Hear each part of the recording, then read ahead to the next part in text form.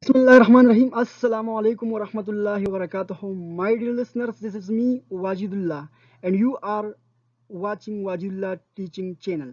So, guys, I hope that you are all doing well and fine. मुझे उम्मीद है कि आप सब ठीक ठाक होंगे और खैरियत से होंगे. So, guys, today I came with a new topic that is word present perfect tense with examples. Guys, आज का ये लेक्चर बहुत इंपॉर्टेंट होने वाला है, but you have to just watch this lecture attentively and concentrately until to end. सिर्फ आपको ये लेक्चर attentively सुनना है, गौर से सुनना है और इसको समझना है, क्योंकि ये लेक्चर बहुत ही इजी वे में इंशाल्लाह मैं इसको डिस्कस करूंगा. सो टिल तक टिल टू एंड मेरे साथ रहिएगा और इस लेक्चर को गौर से सुनिएगा. So let's get started.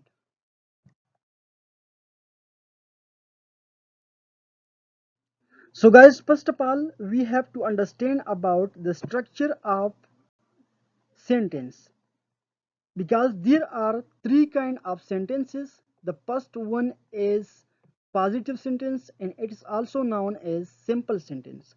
The second one is negative sentence and the third one is interrogative sentence. Guys, हमारे पास तीन किस्म के जुमले हैं. सबसे पहले नंबर वन पर हमारे पास सादा जुमला है, दूसरी नंबर पर मनफी जुमला है और तीसरी नंबर पर सवालिया जुमला है जिसके अंदर सवाल पूछा जाता है. ठीक है. सो सादा जुमले की अगर हम बात करें, पॉजिटिव सेंटेंस की अगर हम स्ट्रक्चर की बात करें तो सबसे पहले हमारे पास पॉजिटिव सेंटेंस में सब्जेक्ट आता है, फिर सब्जेक्ट के बाद है और हैज यानी हेल्पिंग वर्ब आते हैं और फिर हेल्पिंग वर्ब के बाद हम third form of the verb का यूज करते हैं. सही है. और इसके बाद लास्ट में हमारे पास ऑब्जेक्ट आता है. सो नीचे मैंने एक एग्जांपल दिया है, he has gone to school. So यानी वो स्कूल जा चुका है. सबसे पहले हमारे पास है सब्जेक्ट. ठीक है. और फिर हमारे पास हमने यहाँ पे हिज का इस्तेमाल किया है, हिज लगाया है, हेल्पिंग वर्ब है. और थर्ड नंबर पर हमारे पास third form of the verb use हुआ है. Third form of the verb यानी ये गान जो है ये थर्ड फॉर्म है गो का, गो वेंट गान. इसी तरह लास्ट पे हमने ऑब्जेक्ट लगाया है.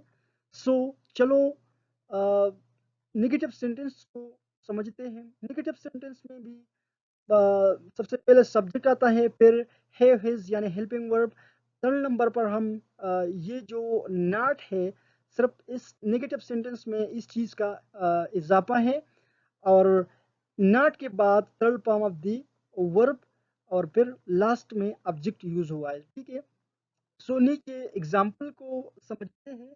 He has not gone to school यानी वो स्कूल नहीं जा चुका है. ऊपर हमने लिखा है कि वो स्कूल जा चुका है, he has gone to school. यहाँ पे हमने नफी किया है इस चीज की कि वो स्कूल नहीं जा चुका है. नहीं का हमने जो है ना नफी किया है, यानी हमने इस चीज से डिनाई किया है, सब्जेक्ट ने बेसिकली इस चीज से डिनाई किया है कि वो स्कूल नहीं जा चुका है. ही सब्जेक्ट फिर हेल्पिंग वर्ब और फिर नॉट का इजाफा किया है यहाँ पे हमने. और फिर नॉट के बाद third form of the verb use हुआ है, लास्ट में ऑब्जेक्ट है. इसी तरह अगर हम इंट्रागेटिव सेंटेंस की बात करें तो इंट्रागेटिव सेंटेंस में ये होता है कि हम जो है ना हेल्पिंग वर्ब यानी हैव हैज को सबसे पहले लगा देते हैं. सही है. हेल्पिंग वर्ब हमारे पास इंट्रागेटिव सेंटेंस में सबसे पहले यूज होते हैं. सही है. फिर हमारे पास सब्जेक्ट और फिर वर्ब, इसी तरह वर्ब के साथ थर्ड फॉर्म यूज होता है और फिर लास्ट में ऑब्जेक्ट. सो नीचे इसका एग्जांपल को समझते हैं, इस एग्जांपल देखते हैं. He has gone to school. क्या वो हैज ही यानी सॉरी यहाँ पे यूज हुआ है कि has he gone to school यानी क्या वो स्कूल जा चुका है. सो ये हमारे पास रहा प्रेजेंट परफेक्ट टेंस की इंट्रोगेटिव सेंटेंस. यानी यहाँ पे इंट्रोगेटिव सेंटेंस में सवाल किया गया है कि has he gone to school यानी क्या वो स्कूल जा चुका है. सो इसी तरह हम नेक्स्ट स्लाइड पर समझते हैं, इसके कुछ एग्जांपल की मदद से इसको समझते हैं.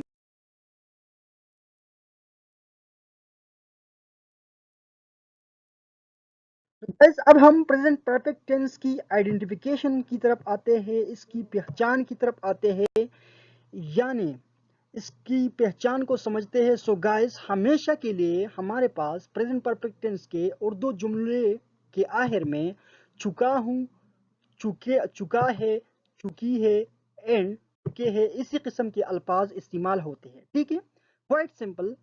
प्रेजेंट परफेक्ट टेंस के उर्दू जुमले के आखिर में हमारे पास चुका हूँ, चुका है, चुकी है, चुके हैं, इसी किस्म के अल्फाज इस्तेमाल होते हैं। ठीक है, यानी इसी किस्म के अल्फाज हमारे पास उर्दू जुमले के आखिर में आते हैं। अब हम दूसरी चीज की तरफ आते हैं। दूसरा दूसरा जो हमारे पास पॉइंट है वो ये है कि यानी जब भी हमारे पास ही, शी, इट हो, यानी या कोई भी सिंगुलर नेम आ जाए तो वहां पे हम इसका इस्तेमाल करेंगे। किस चीज का इस्तेमाल करेंगे? Quite simple, he, she, it या कोई भी सिंगुलर नेम हो हमारे पास तो वहां पे हम हिज का इस्तेमाल करेंगे। और जब भी हमारे पास आई, वी, यू, दे या कोई भी प्लूरल नेम आ जाए तो वहां पे हम क्या करेंगे कि वहां पे हेल्पिंग वर्ब हैव इस्तेमाल होगा। ठीक है, अब इसकी प्रेजेंट परफेक्ट टेंस की कुछ एग्जांपल्स है। I have wrote down below some examples of present perfect tense. मैंने कुछ एग्जांपल्स नीचे दी हुई है, इसको समझते हैं। द फर्स्ट वन एग्जांपल, हमारे पास सबसे पहले जो एग्जांपल है वो है कि आई हैव टेकन ब्रेकफास्ट। ठीक है, आई हैव टेकन ब्रेकफास्ट यानी मैं नाश्ता कर चुका हूँ। यहाँ पे हमारे पास क्या है कि सबसे पहले हमने प्लूरल आई लगाया है। ठीक है, सब्जेक्ट हमारे पास क्या है? प्लूरल है। सो इसलिए हमारे पास हैव का इस्तेमाल हुआ है, हेल्पिंग वर्ब यूज हुआ है, मतलब हेल्पिंग वर्ब हमारे पास हैव है।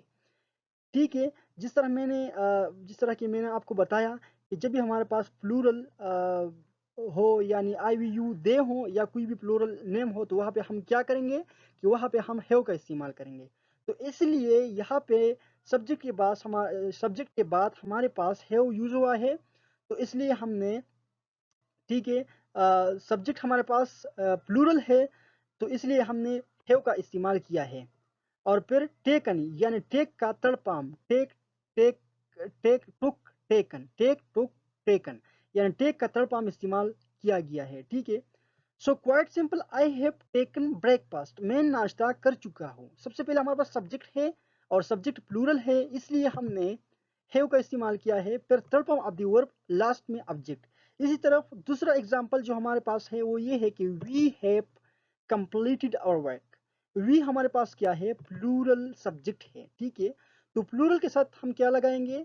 प्लूरल के साथ हम हैव का इस्तेमाल करेंगे। तो यहाँ पे मैंने क्या किया है कि हैव लगाया है। ठीक है, हैव लगाया है और फिर हैव के बाद कंप्लीटेड यानी थर्ड फॉर्म यूज हुआ है, लास्ट में वर्क यानी we have completed our work, हम अपने काम खत्म कर चुके हैं। द थर्ड नंबर एग्जाम्पल हमारे पास है, इसी को समझते हैं। थर्ड नंबर एग्जाम्पल में हमारे पास सबसे पहले जो सब्जेक्ट इस्तेमाल हुआ है वो है ही, और ही हमारे पास सिंगुलर है। ठीक है, सो सिंगुलर के लिए हम क्या करेंगे कि हैज का इस्तेमाल करेंगे, जिस तरह मैंने यहाँ पे आपको बता दिया कि हैज हम किस चीज के साथ लगाएंगे?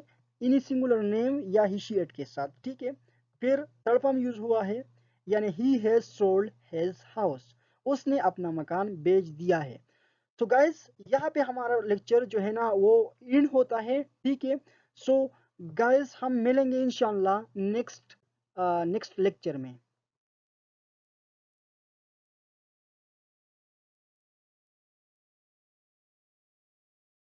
तो guys please subscribe my channel and press the bell icon, ताकि आपको मेरे तमाम आने वाले वीडियोस आसानी के साथ मिल जाए। So guys thanks for watching my videos, my lectures, thanks a lot.